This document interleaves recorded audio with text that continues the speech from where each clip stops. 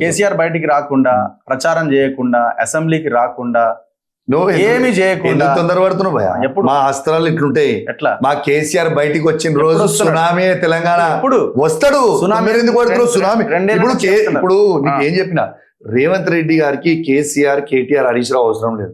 Revanth Reddy was Kaushik Reddy సరిపోతుంది. మీరు देखलेते हम రేవంత్ రెడ్డికి కౌశిక్ రెడ్డి సరిపోతుంది. देखलेंगे हम देखलेंगे, हम दोनों देखलेंगे. నేను ఆయన స్కూల్ నుంచి వచ్చి, నేను అదే స్కూల్ నుంచి వచ్చిన. देखलेंगे మా వాళ్ళు ముగ్గురు, మా సార్ బయటికి వెళ్ళిన రోజు తెలంగాణలో సునామీయే రాసి పెట్టుకో. ఆయన తన స్ట్రాటజీస్ తో ముఖ్యమంత్రి అయిందండి. అరే ఆయన ఏం స్ట్రాటజీ?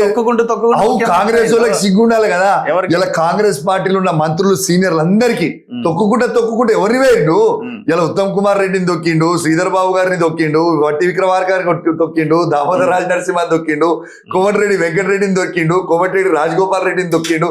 ఇలా తొక్కింది ఎవరిని? వాళ్ళ పార్టీ ఉన్న వాళ్ళని. అదే అండి కాంగ్రెస్ రఘు గారు అంటారు, కాంగ్రెస్ మిత్రుల మీకు కొంచెం మన చీముని రక్తం అని ఉండాలి కదా. ఇజ్జత్ పోతుంది మీ అందరిది. ఆయన కింద నేను కాంగ్రెస్ లీడర్లకు, సీనియర్లు అందరు కూడా చెప్తున్నా, ఆ రేవంత్ రెడ్డి గారి కింద పనిచేసే కంటే మీరు రాండి మా కేసీఆర్ గారి కింద పనిచేస్తే మీకు గౌరవం అన్న ఉంటది కనీసము. ఇలా రేవంత్ రెడ్డి ముఖ్యమంత్రి అయింది కాబట్టే బీఆర్ఎస్ భయపడుతుంది. ఆ ప్లేస్ లో వేరే వాళ్ళు చాలా సంతోషిస్తున్నాం. మేము రేవంత్ రెడ్డి గారు ముఖ్యమంత్రి అయ్యారు కాబట్టి మేము చాలా సంతోషిస్తున్నాం. భయపడుతున్నారు. మేము సంతోషిస్తున్నాం. ఎందుకు తెలుసా? ఇలా ప్రజలకి నీళ్ళు ఏంది, పాలు ఏందని క్లియర్ గా అర్థమైపోతుంది. కేసీఆర్ గారు చేసిన అభివృద్ధి ఏంది, కేసీఆర్ గారు చేసిన అభివృద్ధి ఏంది, రేవంత్ రెడ్డి గారు చేసిన అభివృద్ధి ఏంది. ప్రజలకి రేవంత్ రెడ్డి గారి పరిపాలన, కేసీఆర్ గారి పరిపాలన అద్దంలో కనబడుతుంది. ప్రజలు స్పష్టంగా నిర్ణయిస్తారు. టైం వచ్చినప్పుడు టైం సార్ స్ట్రాటజీ మీ చిన్న బాస్ నడిపిస్తాడా? ఇగో మా పార్టీ నడిపించేది కేసీఆర్ గారే.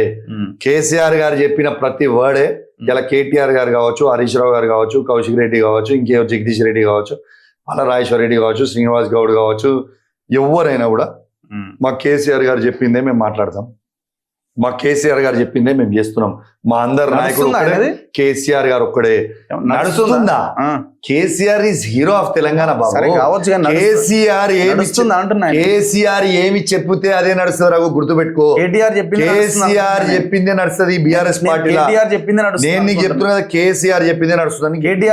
కేటీఆర్ గారు నాయకుడు కూడా కేసీఆర్ గారు కదా. కేసీఆర్ గారు చెప్పిందే కేటీఆర్ చేస్తారు. కేసీఆర్ అయిపోయింది, కేటీఆర్ చెప్తున్నాడు. కేసీఆర్ గారు చెప్పిందే కేటీఆర్ గారు ఇంటరు. ఇది 100%. కేటీఆర్ గారు కావచ్చు, హరీష్ రావు గారు కావచ్చు, కేసీఆర్ గారు చెప్పిందే ఇంటరు.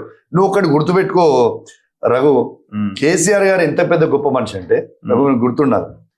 ఈ భారతదేశానికి స్వాతంత్రం తెచ్చింది మహాత్మా గాంధీ అయితే, ఈ తెలంగాణకి స్వాతంత్రం తెచ్చింది కేసీఆర్. ఇలా భారతదేశానికి జాతిపిత మహాత్మా గాంధీ అయితే, తెలంగాణ జాతిపిత కేసీఆర్. ఇది మేమంటలేం, ప్రజలు అంటారు.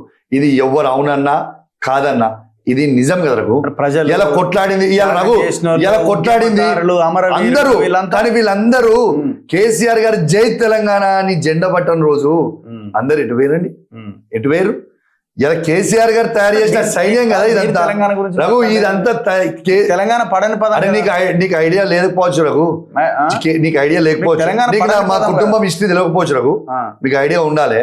నేను జై తెలంగాణ కేసీఆర్ గారు అన్నప్పుడు నేను ఇంటర్మీడియట్ లో ఉన్నా. నేను పిల్లగానప్పుడు క్రికెట్ ఆడుకున్నా. కేసీఆర్ గారితో ఫస్ట్ 10 మందిలో మా నాన్న జై తెలంగాణ పిడికిలు బిగించింది మా నాన్న. మా హుజరాబాద్ నియోజకవర్గంలో వీణవంకలోనే మా తెలంగాణ జెండా, టిఆర్ఎస్ జెండా పుట్టింది మా ఇంట్లోనే. ఇది కేసీఆర్ గారి సమక్షంలో ఉన్నది వాస్తవం. మీ నాన్న లెగసీని మీరు ఎందుకు కంటిన్యూ చేయలే? కంటిన్యూ చేసినా కదా. నేను ఎక్కడ రాలేదు. నేను కాంగ్రెస్ పార్టీ వీళ్ళకి ఆట ఆడరాక గజ్జలు బాగాలేదని వీళ్ళు చేసి, నేను ఈటల రాజేందర్ గారిని వ్యతిరేకించి బీఆర్ఎస్ పార్టీ నుంచి, అప్పుడున్న టీఆర్ఎస్ పార్టీ నుంచి బయటకు వచ్చి కాంగ్రెస్ పార్టీలో పోయినా తప్పితే కేసీఆర్ గారిని మేము ఎన్నడూ వ్యతిరేకించలేదు. మేము బరాబర్ తెలంగాణ వాదురం. బరాబర్ ఈ ప్రాంతంలో జై తెలంగాణ అని కేసీఆర్ గారితో నినాదించింది మా నాన్న అన్నాడు. ఆనాడు ఎవరు లేరు కదా. ఇలా మీరు అంటారు కదా ఉద్యమకారులు అందరు ఉన్నారు. Yes, we respect them also. కానీ నువ్వు ఒకటి గుర్తుపెట్టుకోవాలి రఘు, కేసీఆర్ గారు జెండా పట్టినవాడు. కేసీఆర్ ఆర్థికంగా లేడు, మసిల్ పవర్ లేదు, ఇలా ఏది లేదు. ఎంత ఆ రోజు చంద్రబాబు నాయుడు గారిని ఎదిరించడం అంటే 2001లో రఘు ఒకసారి గుర్తించుకో. నువ్వు కూడా చిన్నపిల్లగాని, నేను కూడా చిన్నపిల్లగాని అప్పుడు.